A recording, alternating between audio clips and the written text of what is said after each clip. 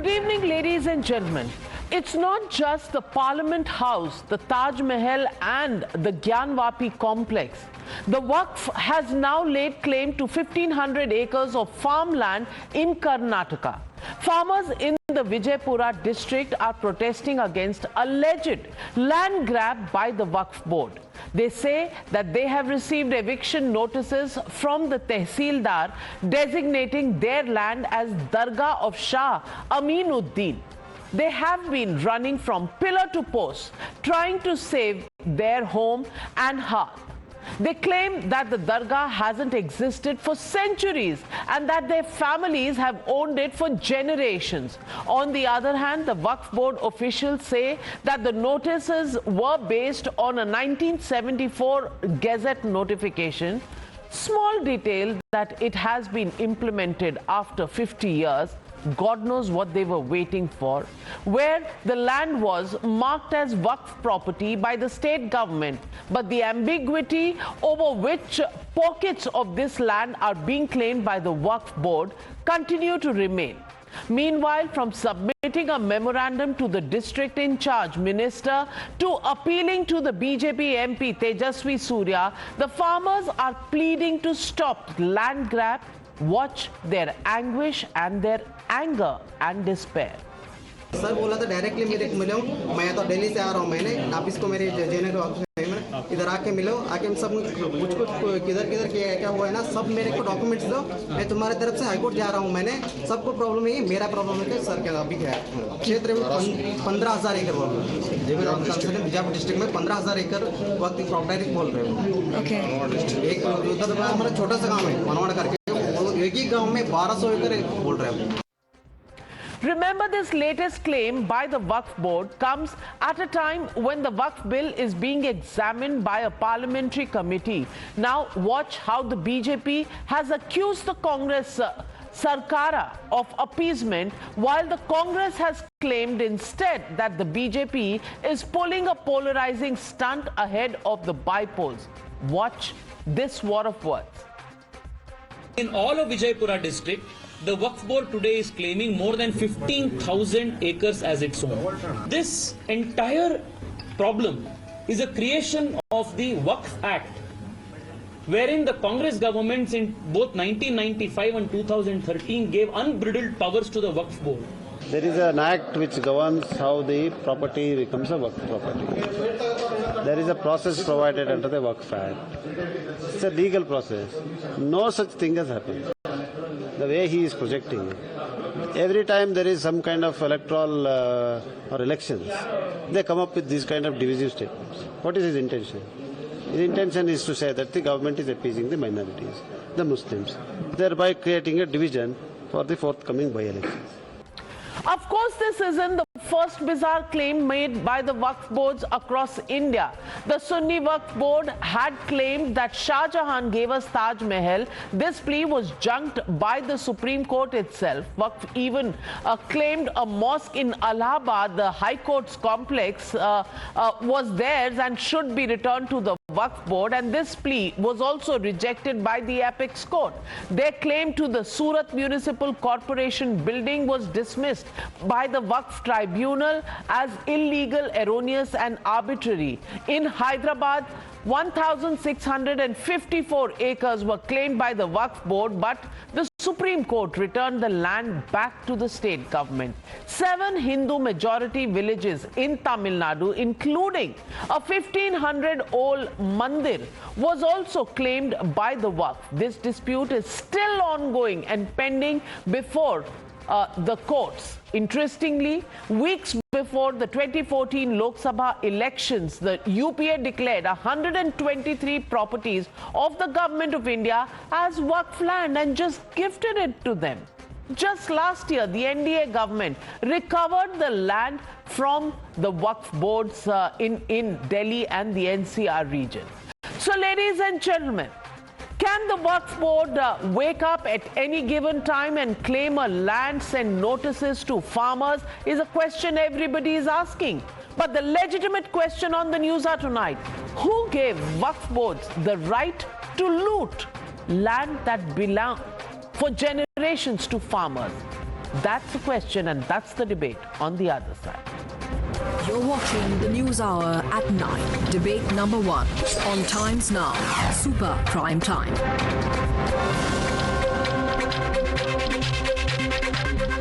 Joining the debate tonight, GVL Narasimha Rao, National Spokesperson of the BJP, Deepak Reddy, National Spokesperson of the TDP, Ishkaran Bhandari, Advocate in the Supreme Court, Vivek Srivastav, Political Analyst, Abdul Razak Khan, Member of the Waqf Boards in Karnataka.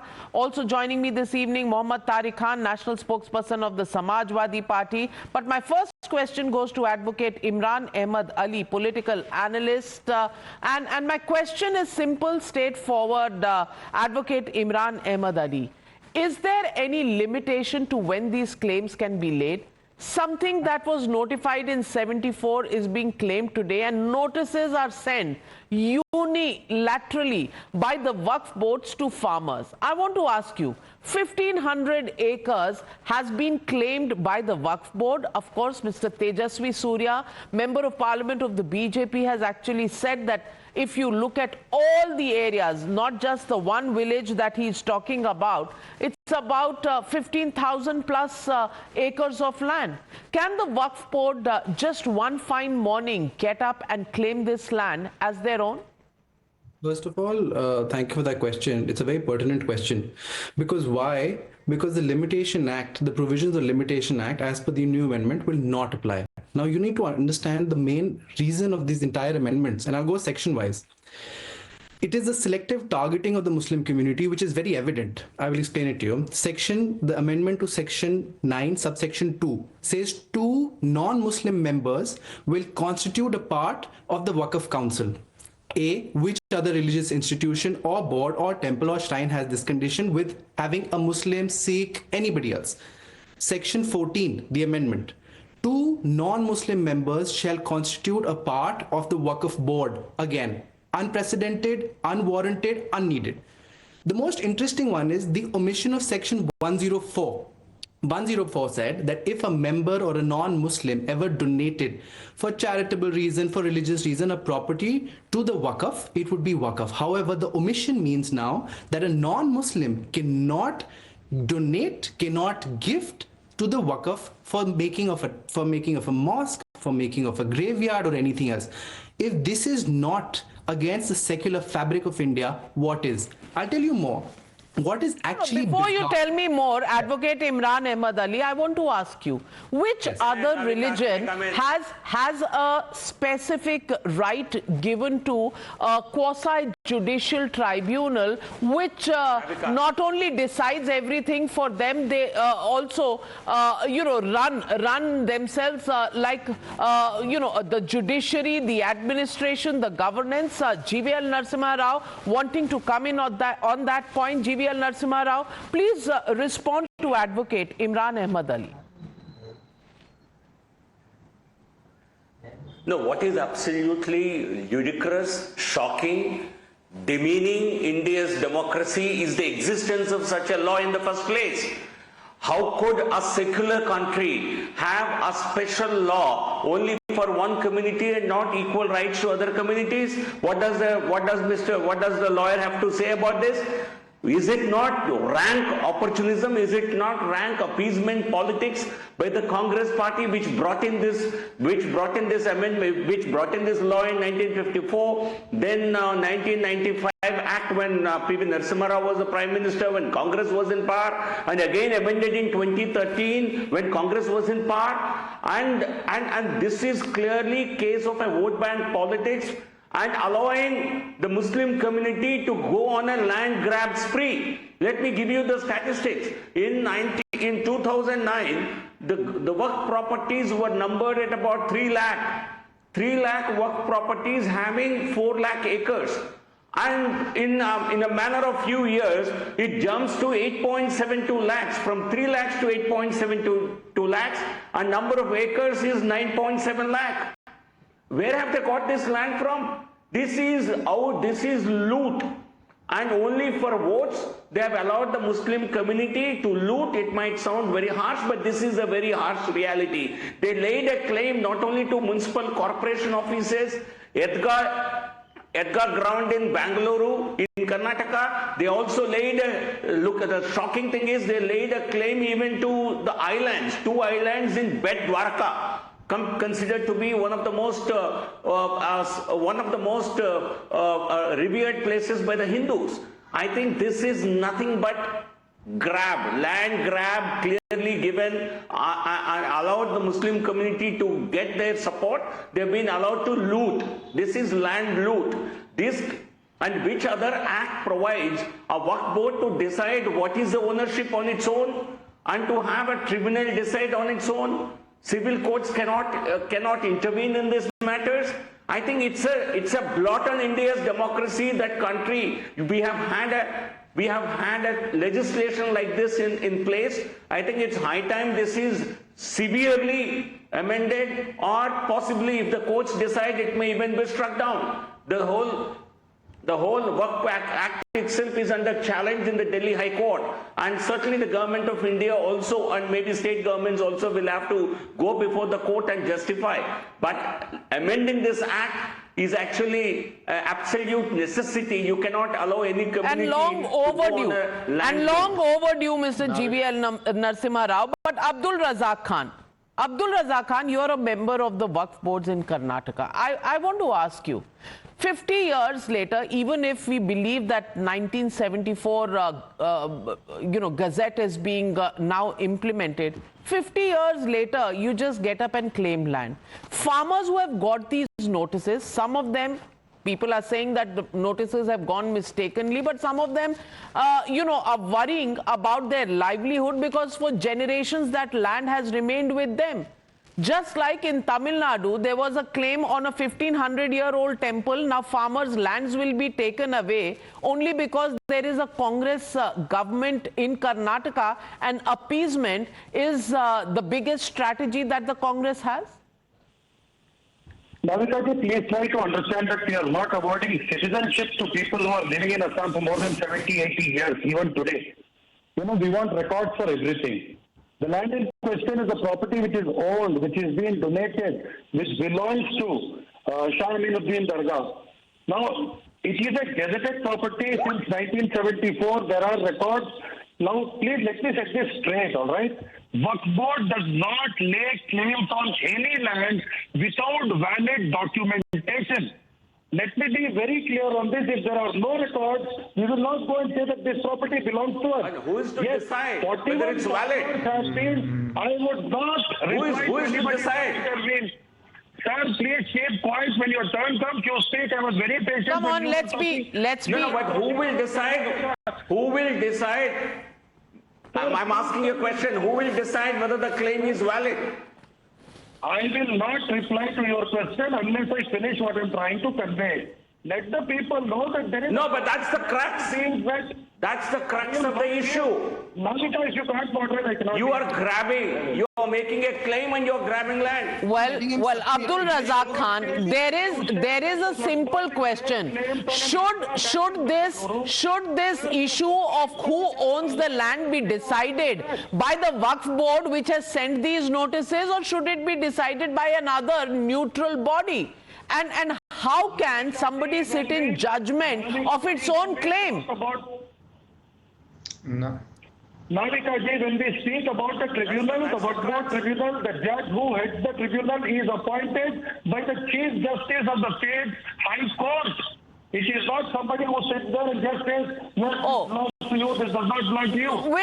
Which other community has these special provisions given to them? And that is the moot point. That is the moot point, Ishkaran Bhandari. The moot point, no other religion has this special dispensation that Waqf boards have across the country.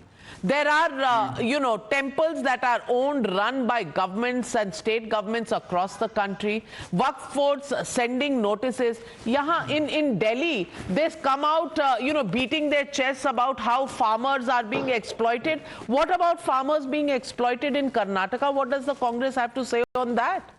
Navika ji, it's an extremely important topic. Please give me 2 minutes because there are 3 separate points I want to make. Firstly, my personal belief is this law needs to go. It is an unconstitutional law. It is under challenge in the Supreme Court, or the Parliament can decide to do away with the law, but right now we're talking amendments to the law, so I will restrict myself to that. So let me give you an example of Delhi itself. 123 properties which were acquired by the erstwhile government of India in 1911 to 1914, compensation paid and mutation carried out. Waqf Board claimed these properties as its own, and in 1984, the then Congress government gives it to them.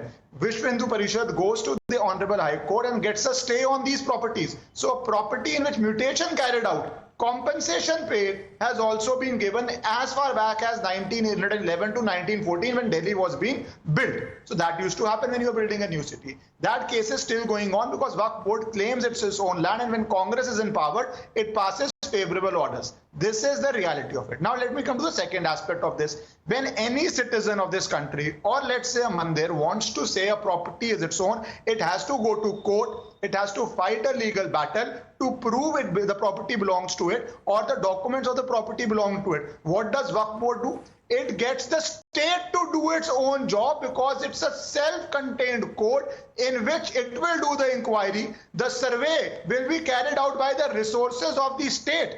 Then, because it's a tribunal, it will bar the jurisdiction of civil courts. It will very comfortably pass orders, and after those orders are passed, a person is left running from pillar to post, and there are innumerable examples of this. Anybody else to claim property has to go to court and prove it in a court of law and then execute that. Here you get the entire machinery of the state. Here it is a self-contained court. Here there is a bar to the jurisdiction of civil courts. Let us not stop there only, because we are talking about appeasement. See what happens in Places of Worship Act. An act is made which was effectively meant to bar people, even if they had documents to a property, from going to court to reclaim mandir. That was the whole intent of it. Of course, it had enough lacunas and gaps, and cases are going on. Whereas on the other side, a law is made which gives you unfettered, almost an unfettered right to be a state within a state, to be a tribunal within the court system, to be self-contained, and to use government resources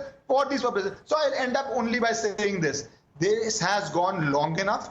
I hope the court strike it down, but it's a legal challenge. We do not know what will happen in the court, or the parliament does away with this law, abrogates it, abolishes it. But at the very least, the time has come for significant amendments to the law to bring it within the judicial system and the fabric of what is available to every other citizen of this country. Let me ask Mohammad Tariq Khan. Mohammad Tariq Khan of the Samajwadi Party. आप तो समाजवाद की बात करते हैं. You talk about empowerment of farmers. Where do you stand on this particular issue of Waqf Board sending notices to farmers claiming 1,500 acres in just one village in Karnataka, and in the entire Vijayapura district there are about 15,000 acres of land that they are claiming. Generations of those farmers have got their livelihoods from that land. Today, who is your heart bleeding for, the farmers or the Waqf Board? First of all, let me ask you of the question. I hope you'll give me time. I'm sorry, you're not the journalist. You're not the journalist. I'm the journalist asking you the question. Please answer my questions first. How could, let me ask me like this, how could the person who just spoke before me, he said that the land or something being not challenged in any court, okay? And Waqf Board itself declared that it's our property and you have to go tribunal for that. Simple. Now let me ask, how could the case of Tilewala Masjid is in the court? That is also a Waqf property. And reach to Mathura, Shahidgah case is also in court. It's also a Waqf property. Now why you have not approached tribunal? How could you approach court directly? There is provision to approach court directly. This is simple. What happened to Gyanvapi Masjid? That is also a Waqf property registered under the Waqf Board. You reaches directly court, and all the cases you reaches court, and when you say that we cannot go court, we have to go tribunal. You are reaching court, and in this case also you can approach court directly. And finally, and the foremost, Babri Masjid case, it's a title dispute case, and whenever there is a title dispute case, you can approach court, and it had approached court, and finally, people of the Hindu party have won the case. So what is the issue over there? Why you are making all this type of thing? And let me ask something else. That who are sitting in the tribunal, they act like a justice. They act like in our judiciary system. So all the cases are in the court. We are still questioning that we cannot challenge these type of in courts. Means I'm confused. What is happening? Let's bring those cases. You are sounding confused, Mohammad Tariq Khan, simply because आपको वक्फ board की बड़ी चिंता है, आपको किसानों की चिंता नहीं है. And Deepak Reddy, I'm coming to you, Ishkaran, but Mr. Deepak Reddy, now hold on, Tariq bhai, take a deep breath, श्वास अंदर ले, please breathe in and hold on while I get Mr. Deepak Reddy. मैं कह रहा हूं, मेरा सीधा सा सवाल है कि इसको ट्रिब्यूनल में क्यों नहीं लेके जाते हैं? ये जो मामला शाही ईदगाह मथुरा का चल रहा है और ज्ञान वापी का चल रहा है, ट्रिब्यूनल में कराइए ना. आप कहते हैं ट्रिब्यूनल के अलावा कहीं जा नहीं सकता. अच्छा, तो ये कोर्ट में कैसे गया केस? तो आप किसान जो हैं वो ट्रिब्यूनल के चक्कर काटे. आपको किसानों से कोई हमदर्दी नहीं है. कम से कम ये तो तय हो गया. दीपक Reddy ji, now Tariq Khan, I'll have to lower your fader because you're not allowing anybody else to speak. I'm lowering your fader. Deepak Reddy ji, I want to ask you, has the India Alliance, so-called India Alliance, been exposed today? When it is the matter of appeasement, it ranks above in terms of strategy. Farmers come below in their political priorities. Because when in Delhi the farmers are striking against the BJP Sarkar, it suits them. They stand for the farmers, they hold the city to ransom, they close roads, all of that. But when this is happening in a Congress-ruled state, the Samajwadi Party totally silent, the India Alliance partners totally silent, the Congress missing in action. Is this life and politics only about appeasement? Is there no other formula? Navika, I would like one extra minute because I would like to expose the Congress and the India ecosystem. Your first question was, from when is this or going on was the question you asked. Right after partition, the 4 lakh odd acres which were transferred to the Waqf without giving to the people who actually deserved, came from Pakistan. It started from there. 1995 and 2013, they have given unchecked powers to the board. And when the land grabbing has taken place continuously, Congress was watching and supported this in a way. I would like to ask 2 straight questions. Why aren't similar powers given to Hindus or any other religious institution is what I'm asking. The gentleman was jumping off his seat now. I challenge the gentleman. Fine, you keep that law. Give us the same law, then there ends the matter. So I don't think they will have the guts because this is nothing but a land scam. Now I will quote 2 or 3 cases. The 1654 acres in Hyderabad, which is in the prime area, I was following that case. The government had to move pillar and post and fight for years together because it was a prime land to win that case in the Supreme Court. How many people have that kind of a money, Navika? Now, we have clearly seen the 1500-year-old Tamil Nadu incident. And I have received calls after coming on national debate from people from rural parts of Andhra Pradesh saying that his sister's land was actually grabbed by Waqf. And I actually take a walk in Jubilee Hills, which is a prime area of Hyderabad where the iconic bridge is, and that area is totally cornered off around the lake. A masjid has been coming up in the last 2 years. Little by little they have been building it. They don't have a road access also. I can see it because I walk in that area. So land grab is a fact.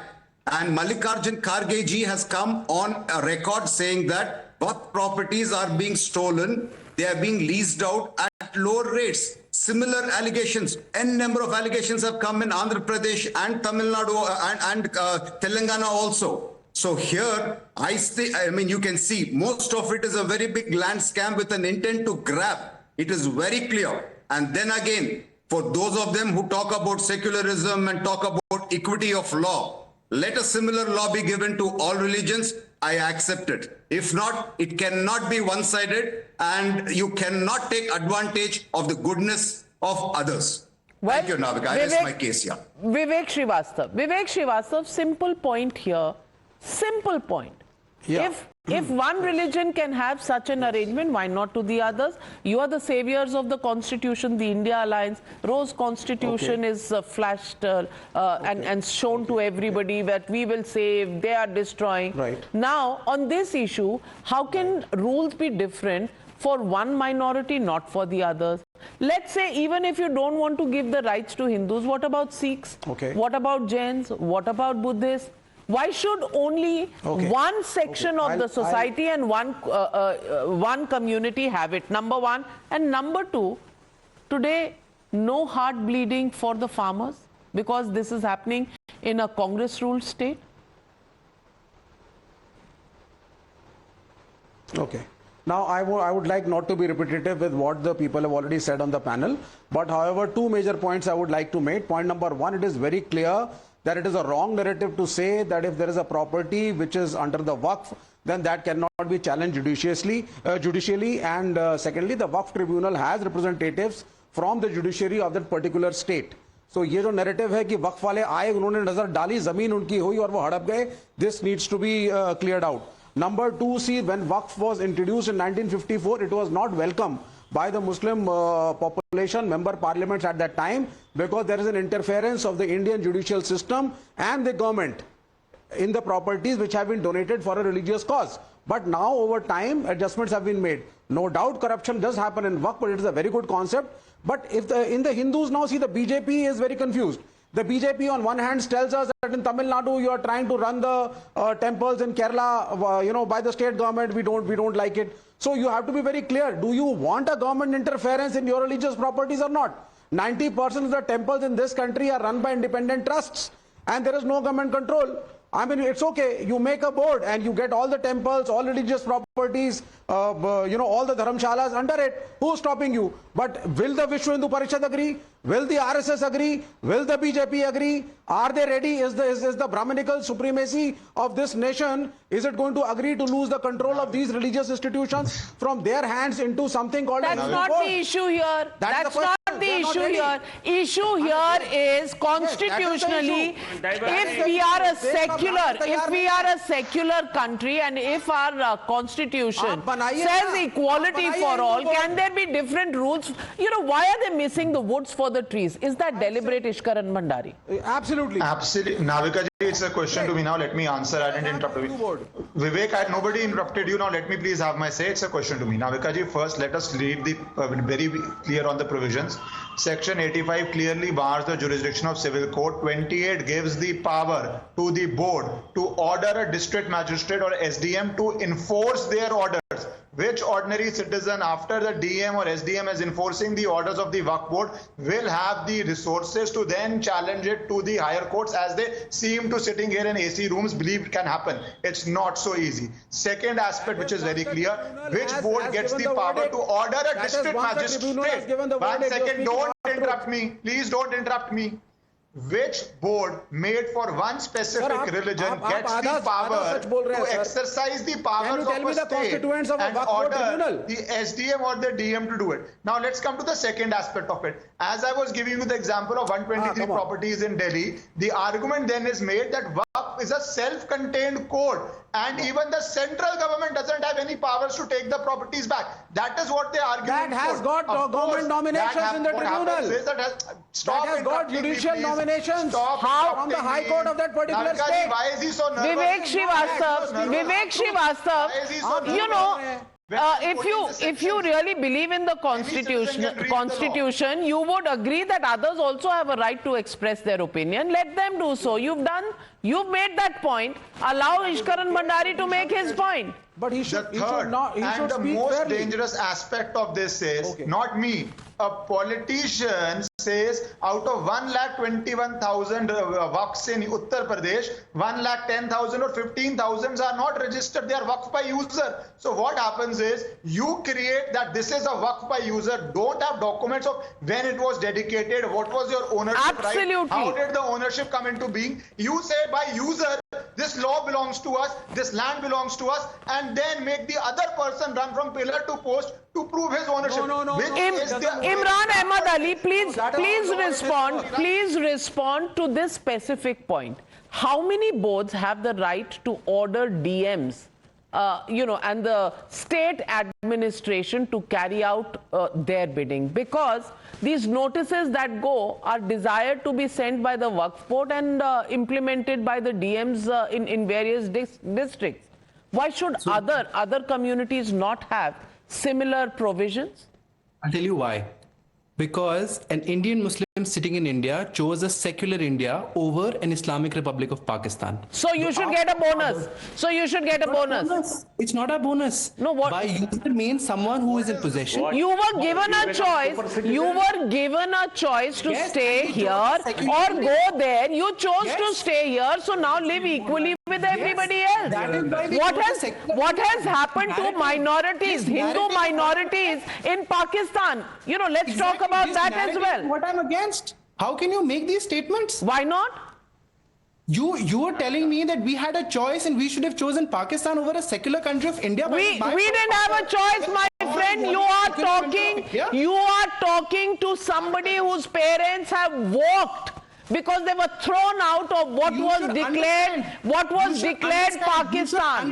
My parents and their families have walked barefoot with no clothes, none of their properties, none of their assets, and come here. They didn't have a choice. They were not given a choice. The plight of the others, then you should absolutely understand the plight, and these properties are not. So who made any provisions for us? Who made any provisions for us? GVL Narasimha Rao? Just 10 seconds if I can get. Navika, just 10 seconds. I think it's a very... I have never said, 1 minute, Imran Ali, if you think that I said you should have gone to Pakistan, I didn't say that. You are misrepresenting. The meaning of having an option means that you could have chosen, and that is why I said we chose a secular India.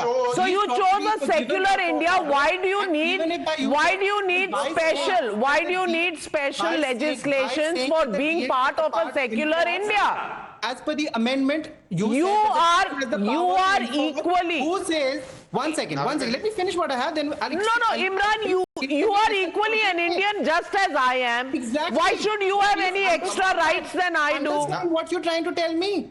I'm trying to tell you that you and I are equal, and that's the way we should be. That's the way our constitution wants us to be. GVL Narasimha Rao. Navika, just 10 seconds. No, Navika, see, a secular India does not confer any super citizen rights on any one community. And it was at the time of partition, everybody had the right to decide where to go and live. It does not mean that we are Muslims, we chose to stay back in India. You had the full protection of the state of India.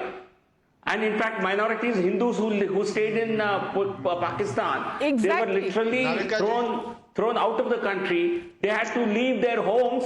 They had to lose their properties. You never suffered those losses. But you chose to live in secular India, therefore remain in a secular mode. Don't demand super citizen rights. Deepak Reddy wanting to come in as well. Imran Ali has ignited a debate here. Deepak Reddy. 10 seconds. Yes, 10 seconds. I'll put an end to that gentleman's argument. I've actually detailedly read the partition figures. So the percentages were calculated on the total number of Muslims who went to Pakistan, plus the Muslims in India, and plus several percentage over than that. So a major share, more than what the percentage had, was already given. So what is being claimed here is something more. This has to be clearly understood. Get into the figures. If you talk about army, 36 or 38% was given. So the percentage of sharing was 18, and you get into the details of more than 6 or 7 categories. In some categories, almost 100% additional than what was actually decided by the partition board was given to Pakistan. So if you talk about land, not just what the share was given, more than the share what was deserved, and what was the share of the Indian Muslims who were supposed to go to Pakistan was also given. Let us get this thing clear on record. Okay, all right. Ishkaran coming in too. Yes. Navika ji, what just happened on this debate is the illustration of what's been happening in this country. You asked a specific legal question, which board made for one religion gets the power to have its order enforced by a DM or SDM. Now that's a very pertinent legal question, asking which board has the power. The answer was because we did not go to Pakistan, and the entire debate becomes about partition. Please answer it. Which board belonging and working for one particular religion gets the powers to order SDM or DM to carry out their functions, and do not play victim cards, do not try to put people on defensive by saying because we did not go to Pakistan, we get the privilege. Don't escape by this route. Answer a specific question that was asked. Vivek Srivastava, just because somebody didn't choose to go to Pakistan, do they deserve special privileges here over and above other citizens of India? What special privilege have you given? No, that's what Imran says. What have you given? मैं कौन होती हूँ देने वाले sir? मैं कौन होती हूँ देने वाली sir? Government given nothing to the no, because Imran Ali says that they need these privileges of Waqf Board. We have treated the Muslim citizens as equal to the collectors. Who is that then? Yeah. No. You talk about amendments. We're talking about a specific amendment to the Act. You haven't answered the question. Which other board of any community has the right to order the government's SDM to implement their orders? Can you name one? The same board that is being subject to the mercy of the collector who gets paid by the state. The same board. What answer is this? What kind of an answer is this? The amendments which are being proposed in the Act give the final discretion to the collector. Navika ji, please let me now that person is also you can employed by the state. You can deflect, you can deny, you can obfuscate. The issue here, I'm running out of time. The issue here is only about special privileges. The issue here is only about rights that should belong only to one community, that is the Muslims. The issue is really about not worrying about farmers, but worrying about appeasement, because that is a political formula that has lasted the last 75-76 years and seems to be a bond that should go on in perpetuity. Is that fair? That's the only question I want to ask tonight. Is that fair to other communities? If one community has more special privileges than another, is that equality? Is that what the Constitution desired? Is that secularism? It's a question that people should really look in the eye and answer. Thank you very much to all my panelists for joining me on debate number 1. On the other side, the man in the center of this debate, Tejasvi Surya, joins me right here on the Newshour Direct.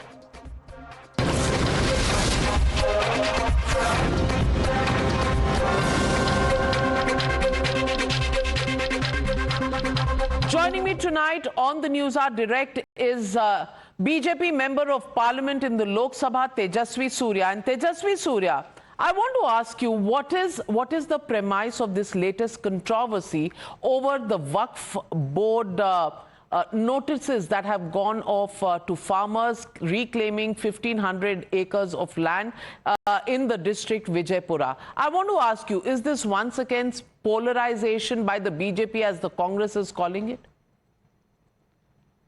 Navika ji, first of all, thank you so much for having me on your show today, because this is a very important matter and it is so vital that the farmers of the state, the farmers of Vijayapura district need a voice to be heard, and you are giving a platform for this. Crux of the issue, Navika ji, the farmers in Vijayapura district met me, submitted voluminous documents, all pertaining to their land records, all pertaining to their agricultural lands.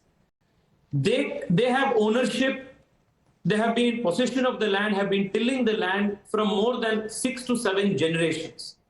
Starting from 1910, 1920, the mutation register, the pani, the title deeds, everything is in their names.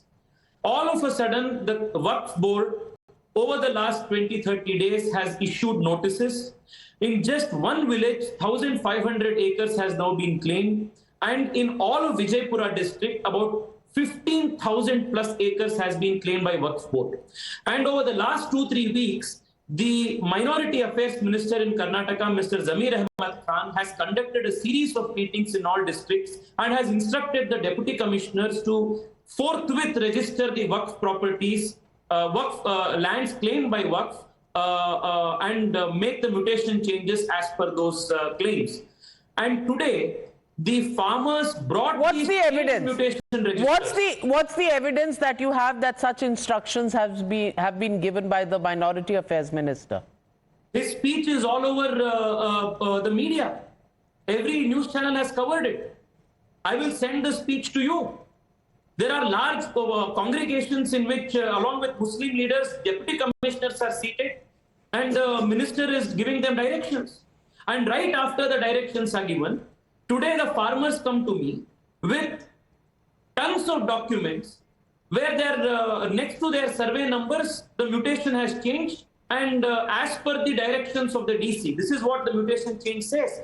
As per the directions of the DC, the title has been changed. The mutation register now says that Waqf Board, the land belongs to Waqf Board. And the farmers have been cultivating this land. There are mortgages, the loans that they have taken on this land. Banks have given loans on these things. Agriculture department has given subsidies based on these lands. And but the legal advisor, the Congress state government's legal advisor, Mr. Ponnanna, has said that Tejasvi Surya ji is a lawyer and there is a proper way to register Waqf land. No one can do it randomly. He is just making these allegations for the bypoll elections. There won't be any documents backing those claims. People should not fall prey to these allegations. How do you respond to that? Well, Ponnanna sir is a lawyer, but he happens to be the legal advisor of one of the most communal governments Karnataka has seen, the Congress government presently. Therefore, his statement has to be taken not with a pinch of salt, but with a bucket of salt. But Navika ji, the fact of the matter is this. I request you to please send your reporters on the ground. Do not wait for what I am saying. Do not go by what Ponnanna is saying or anybody is saying. Send your reporters to Vijayapura. More than 15,000 acres of land is being claimed. Farmers will give you documentation. They will provide you from all the survey numbers, the mutation registers, the panis. They have collected documents going as far back as 1910, which proves their claim and their ownership. Their houses are there. Their farms are there. They have been growing crops there over generations.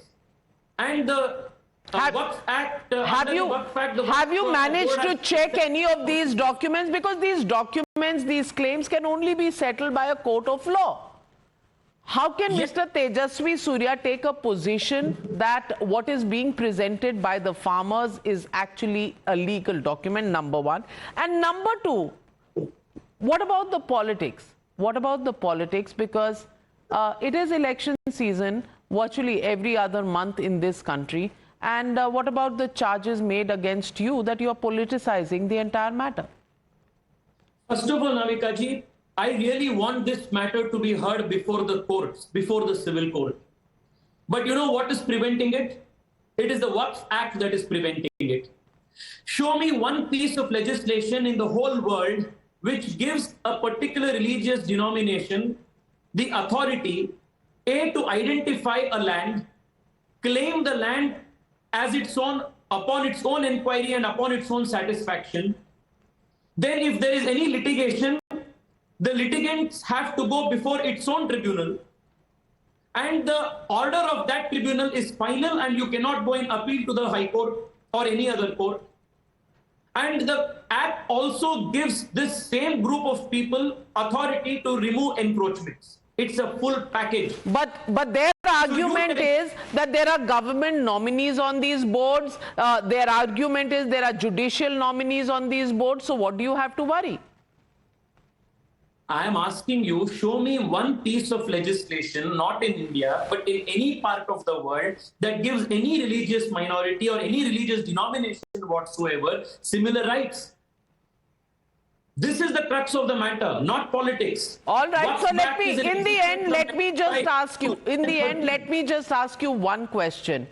Is this because farmers came knocking on your door? You picked up the farmers issue because the BJP has had a bad record as far as perception on farmers issues is concerned because of the 3 farm laws that were brought in.